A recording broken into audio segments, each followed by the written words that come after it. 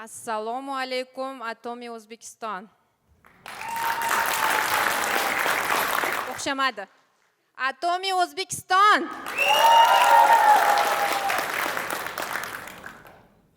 Hammangiz xush kelibsiz.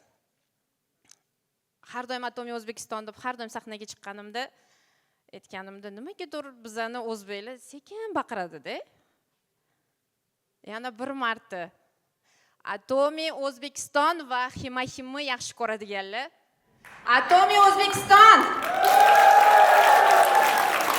Yaxshi. Bugun men sizlarga hozir bizani hurmatli prezidentimiz, kompaniyamiz raisi Pakhangilni hozirgi balansga solingan hayot haqidagi videolardan keyin davom ettirmoqchiman. Bilasizlarmi, men Atomiyga kelganimda umuman hayotim balansda emasligini, har doim har xil qiyinchiliklar, har xil xatolarga yo'l qo'yishimni tushunganman. Atomiyda ish boshlaganimga 4 yil bo'ldi, lekin 1 yildan buyon Atomiy kompaniyasida o'zimni hayot ssenariyimni yozish bilan shug'ullanaman. Hayot ssenariysi haqida eshitganlar bormi? Nima u hayot ssenariysi? Kim sotib olgan? Qo'linglarni ko'taringlar. Kim to'ldiradi hayot ssenariysini? Kimga yoqadi o'zini hayotini ssenariysini to'ldirish? Keyingi savol. Orzu qilishni yaxshi ko'radiganlar bormi? Hammada orzu bormi? Maqsad, reja. Atomiyda muvaffaqiyatga erishish uchun reja. Juda ham kam qo'llar va kam ovoz. Atomiyda bizga shunaqa zo'r kitob yaratib berganlarki, hayotimizni ssenariysini o'zimiz yaratishimiz uchun. Bu uchun biz har doim kompaniyamiz raisi Pakhangil janoblariga rahmat aytamiz. Ular bitta so'zi meni kompaniyada har doim davom etishimga va har doim muvaffaqiyatga erishishimga yordam beradi. Agar siz o'z hayotingizni ssenariysini o'zingiz yaratmasangiz, siz kimnidir qo'lida va kimnidir hayot ssenariysida faqatgina aktyor bo'lib o'ynab berasiz. O'zingizni hayot ssenariyingizni agar yozmasangiz, siz shunchaki o'yinchi bo'lasiz. Kim o'zini hayot ssenariysini yaratmoqchi? Kim o'zini yorqin orzularini amalga oshirmoqchi? Sizlar hayot ssenariylari kitobini sotib olib, maqsadlaringizni va hayotingizning ssenariysini yozgansizlar. Juda ko'pchilik liderlar buni qiladi va men bugun o'zimni hayot ssenariyimni qisqacha gapirib bermoqchiman. Men o'z hayot ssenariyimni tuzganimda shu narsani bildimki, mening hayotim balansda emas. Men qaysidir ishga ko'proq vaqt ajrataman, qaysidir ishga kamroq vaqt ajrataman, qaysidir ishni umuman qilmas ekanman. Men shuni tushundimki, bizani raisimiz janob Pak juda ham kuchli inson va bu insonni ketidan ergashayotganimdan men juda ham xursandman. Orzularga va maqsadlarga to'la bu inson bizani o'zini orqasidan ergashtira oldi. Qachonlardir Atomiy kompaniyasi ham ularni hayot ssenariysida birinchi o'rinda turgan, ularning maqsadi va orzusi bo'lgan.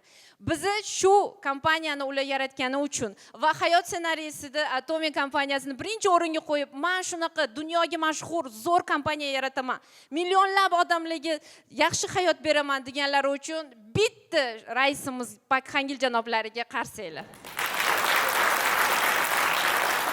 Shu orzularini ketidan ergashgan inson bizani ham orzularni ketidan ergashishga o'rgatgan.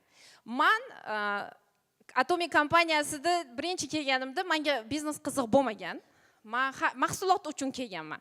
Chunki men har doim bu narsani aytib o'taman, yana bir marta aytaman. Meni terimda kasallik bo'lgan va men u kasallikka doim shifo topishni xohlaganman, davolashni xohlaganman va Koreys kosmetikasi meni o'ziga jalb qilgan. Lekin men kosmetikadan emas, Hima-Himdan davo topganman.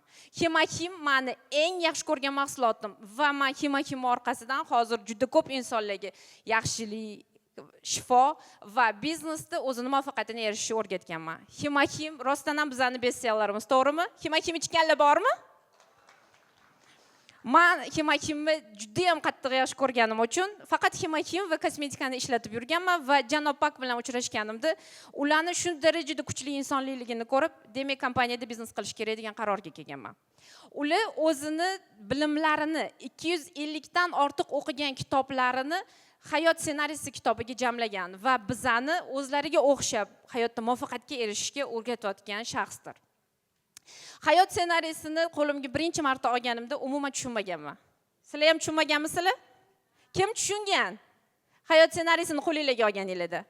Biz uchun notanish, qanaqadir kataychalardan iborat, qanaqadir menga kolesoni, ya'ni dumaloqchani chizishni o'rgatishganida men hayron qolganman. Qanaqa qilib bu kitobni to'ldirish mumkin? Men bu narsani o'rganganimdan keyin tushundimki, bizning hayotimiz xuddi g'ildirakka o'xshagan. Agar biz hayotimizni to'g'ri balansga solsak, bu g'ildirak shunaqa zo'r qimirlashi, shunaqa zo'r yurishni boshlaydi, hech qanaqa qiyinchiliklarsiz. Va men to'ldirishni boshladim.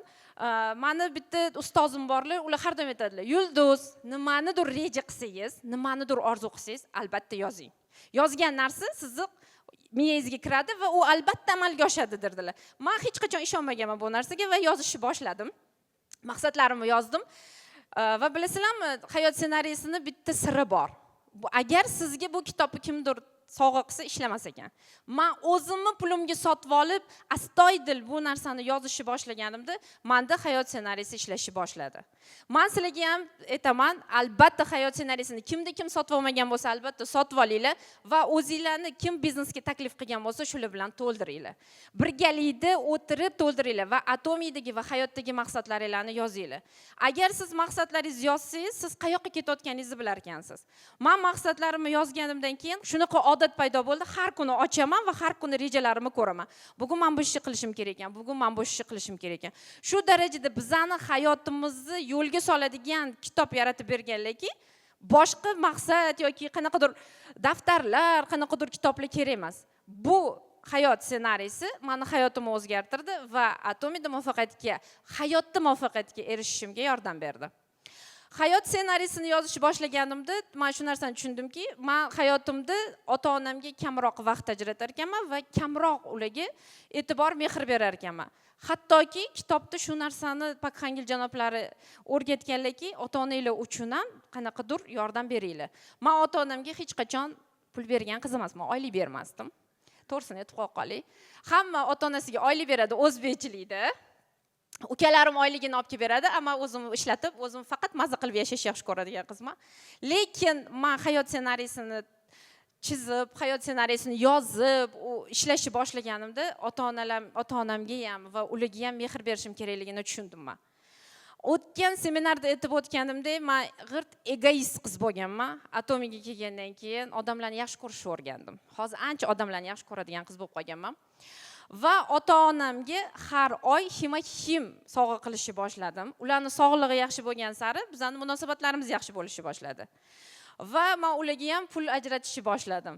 Atomida ishlab, atomida hayot ssenarisini to'ldirib, Pakhangil janoblaridan oilada qanaqa munosabat qilishni, kimga qanaqa yordam berishni, qachon sizni ketingizdan kelgan, siz bilan birga ishlayotgan partnyorlaringizga vaqt ajratish, nima qilish va qachon dam olishni o'rgansangiz va rejalashtirsangiz bo'lar ekan. Xullas, hayot ssenariysi meni hayotimni butkul o'zgartirdi. Pozitiv insonga aylandim, mehribon qizga aylandim. Sizlar ham shunaqa bo'lishni xohlaysizlarmi? Hech kim xohlamaydimi? Demak, hammada hayot ssenariysi yaxshi ekan-da sizlarda.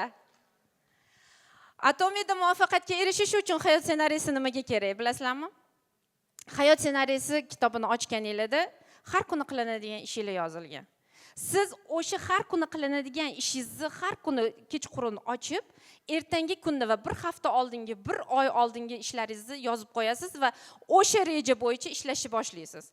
Agar siz hayot ssenariysini to'g'ri to'ldirib, rejalar bo'yicha ishlasangiz, siz albatta savdo masteri va kelajakda imperial master bo'lishga yetasiz. Kim imperial master bo'lishni xohlaydi? Xohlovchilar bormi? $100,000 har oy olib, maza qilib, 10 yildan keyin maza qilib yashash xohlaydiganlar bormi? Xudo xohlasa, O'zbekistondan juda ham ko'p imperiallar chiqadi. Juda ham ko'p Pakhangil izdoshlari chiqadi va qachonlardir Pakhangil orzu qilgan kompaniyani biz ham yuksaklarga ko'taramiz. O'zbekistonda millionerlar, milliarderlar chiqadi Atomida. Men bunga ishonaman. Va hayot ssenariysi Atomiy O'zbekiston bizga bu uchun juda ham katta yordam beradi. Shu uchun Atomiy O'zbekistonga bitta qarshi aylanchalik filialimizga juda ko'p qiyinchiliklarga qaramasdan O'zbekistonda bu biznesni Atomiy filiali juda ham yaxshi olib boryapti.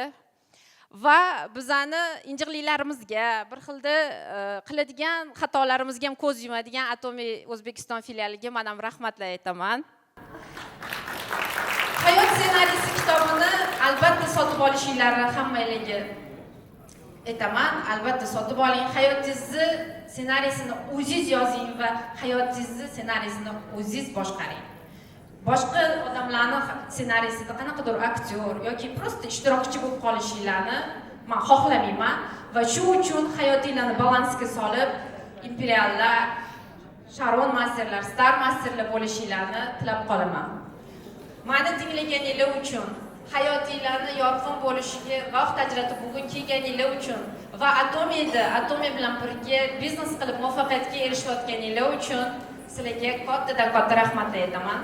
Men xohlardimki, Atomiy O'zbekistonda juda ham ko'p masterlar, imperial masterlar chiqishini va hayotini, ssenariysini o'zi boshqaradigan, orzulariga erishadigan va yuragi yongan insonlar Atomiy kompaniyasiga kelishini va muvaffaqiyatga erishishini sizlarga tilab qolaman.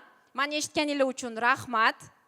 Sog' bo'linglar va albatta Atomiy bilan go'zal, sog'lom va muvaffaqiyatga erishishinglarni tilab qolaman. Rahmat kattakon.